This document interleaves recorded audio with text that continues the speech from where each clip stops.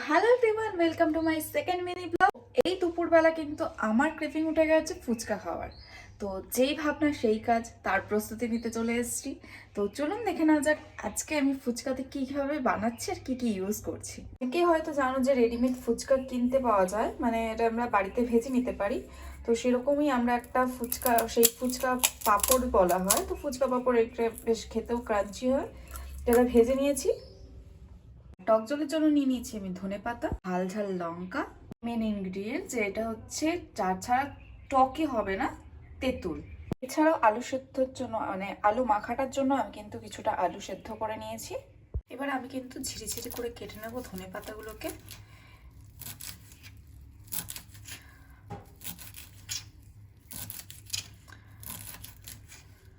এটা আমি আলু মাখাতে ইউজ করতে পারবো, এবং আমার যে টক জলটা আমি বানাচ্ছি সেই টক জলটার মধ্যেও কিন্তু আমি এই ধনেপাতা কুচিটা দিতে পারবো। তো ধনেপাতা কুচি আমার হয়ে গেছে, এটাকে একটু সাইড করে রাখি। এর সাথে সাথেই আমি একটুখানি কেটে নেব কাঁচা লঙ্কাগুলো। যে যেরকম ঝাল পছন্দ করে সে সেরকম ঝাল খেতে পারে। তো আমি যেহেতু মিডিয়াম ঝাল পছন্দ করি, আমি দুটো লঙ্কা দিচ্ছি। যদি আরও ঝাল লাগে তাহলে পরে এমনিও মশলার মধ্যে তো একটুখানি লঙ্কার গুঁড়ো থাকবেই। এখানে আমরা শুকনো লঙ্কার ইউজ করছি, এছাড়াও ধনে গুঁড়ো, জিরে গুঁড়ো ইউজ করতে পারবেন, যেটা আমি আলু মাখা, টক জল সবেতেই ইউজ করব। তো লঙ্কাগুলো ভীষণ ঝাল, তো সে কারণে আমি খুব একটা ঝিরিঝিরি করে কাটতে পারছি না, একটু মোটা মোটাই হয়ে যাচ্ছে। গন্ধ বেরিয়ে গেছে কিন্তু খুব সুন্দর একটা ঝাল গন্ধ।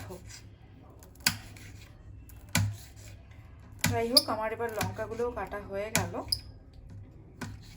তো আসুন আস্তে আস্তে আমি টক জলটা রেডি করে নিই। তো টক জলটা রেডি করতে গেলে প্রথমেই যেটা আমার লাগবে সেটা হচ্ছে একটা বাটি লাগবে। এবার আমি দিয়ে দেবো তেঁতুলটা, সাথে দিয়ে দেবো এখান থেকে নিয়ে একটুখানি ধনেপাতা কুচি, একটু লঙ্কা, মধ্যে অ্যাড করব কিন্তু আমি একটুখানি লবণ। আমি এখানে বিট লবণ ইউজ করছি, আপনারা সাদা লবণও ব্যবহার করতে পারেন। কিন্তু এই জলটাকে রেডি করার জন্য কিছুটা, দেখতেই পাচ্ছ জল কিছুটা আমি দিয়ে দিয়েছি। এরপরে অ্যাড হবে এর মধ্যে কিছুটা মশলা। তো আমার হাতেই দেখতেই পারছো একটা মশলা, এটার মধ্যে আমি ইউজ করেছি ধনে এবং লঙ্কার গুঁড়ো। যে শুকনো লঙ্কার গুঁড়োটা থাকে হালকা ভেজে নিয়ে তারপর ওটাকে পেস্ট করে নিয়েছি। তো এটা আমি অ্যাড করে দেবো। এই জলটার মধ্যে যদি লেবু পাতা যদি থাকতো তাহলে পরে এটা টক জলের লেভেলটা আর নেক্সট লেভেলে চলে যেত। যাই হোক, আমার কাছে যেহেতু কিছুই নেই এই মুহূর্তে, যেহেতু একদম হুট করে এই ডিসিশনটা নেওয়া হয়েছে, তো যা ঘরে রয়েছে তাই দিয়েই বানিয়ে ফেললাম। তো চলুন, আমার টক জল কিন্তু রেডি হয়ে গেছে।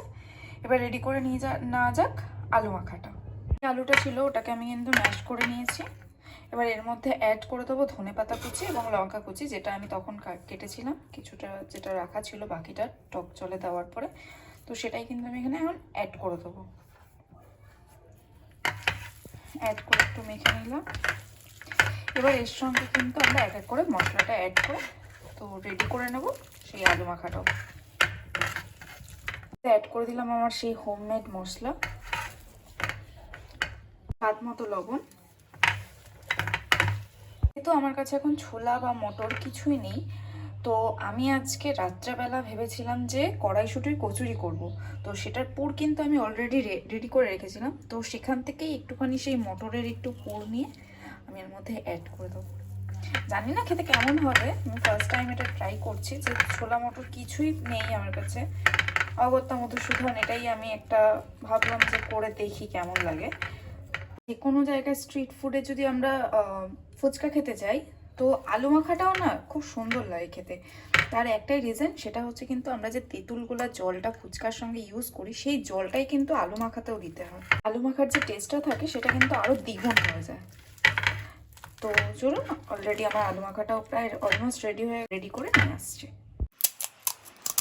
আওয়াজটা দেখতেই পাচ্ছেন, এর সঙ্গে আলু পুড়ে আর টক জলে চুবিয়েই রেডি কিন্তু আমাদের সেই টেস্টি ফুচকা।